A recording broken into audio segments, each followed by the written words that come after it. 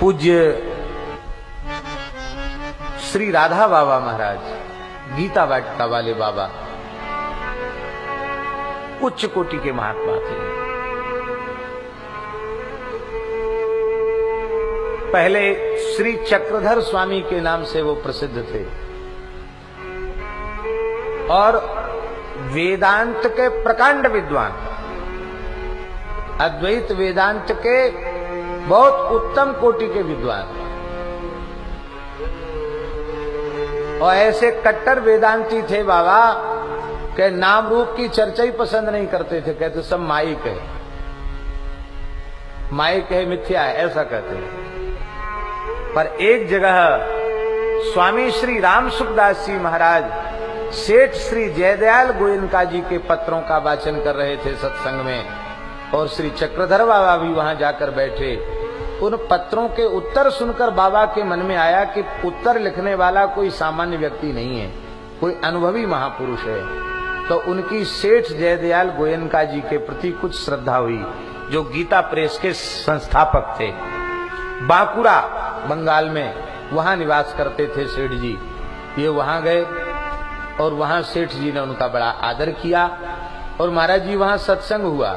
तो बाबा का कहना ये था कि परात्पर परतत्व निर्गुण निराकार तत्व ही है। सगुण साकार वाला जो तत्व है, ईश्वर है, वो तो माया से मुक्त नहीं है, वो माया से युक्त है, माया की परिधि वाला है। ऐसी उनकी दृढ़ मान्यता थी।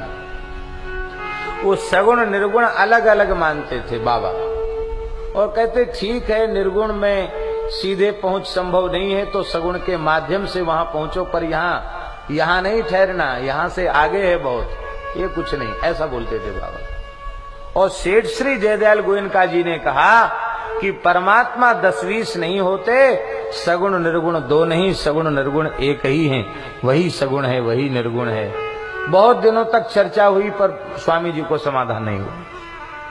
हमने तो यहां तक सुना है कि सेठ जी ने कहा कि स्वामी जी अभी आपने भगवान के मंगलमय स्वरूप को देखा नहीं है, इसलिए आपको ऐसा लगता कि माइक है। एक झलक जिन्हें मिल जाए वे समझ सकते हैं उसको। और सेठ जी ने भगवान से प्रार्थना की और स्वामी जी को भगवान के चतुर्भुज स्वरूप की झलक मिली। पर ऐसे कट्टर वेदांती बोले जो भी नाम रूप है सब माया से युक्त है, चाहे जितना बढ़िया रूप है तो माया। ऐसे तब सेठ जी ने कहा कि गोरखपुर चले जाइए आप, वहां गीता प्रेस के संपादक भाई हनुमान प्रसाद पोद्दार जी हैं, उनके पास, वे भक्त हैं, वे तुम्हारा समाधान कर देंगे। तो श्री नारायण भैया कहते थे कि स्वामी जी बोले हम किसी उद्धार पोद्दार को नहीं जानते हैं, आप समाधान कीजिए हमारा। नहीं, आप वहां जाइए। आग्रह किया, टिकट करा दिया, क्योंकि बाबा पैसा छूते नहीं थे। तो गीता वाटिका पहुंचे, वहां कीर्तन हो रहा था अखंड।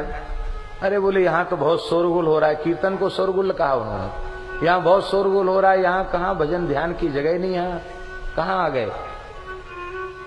श्री हनुमान प्रसाद पोद्दार जी आए और उन्होंने स्वामी जी के चरणों में सिर रखकर विधिवत प्रणाम किया, और प्रणाम करके कहा कि मुझे बहुत आवश्यक कार्य से वाराणसी जाना है, हम वाराणसी आज जाएंगे, कल रुकेंगे, परसों हम आ जाएंगे, तीसरे दिन, तब तक आपकी हम व्यवस्था करते हैं।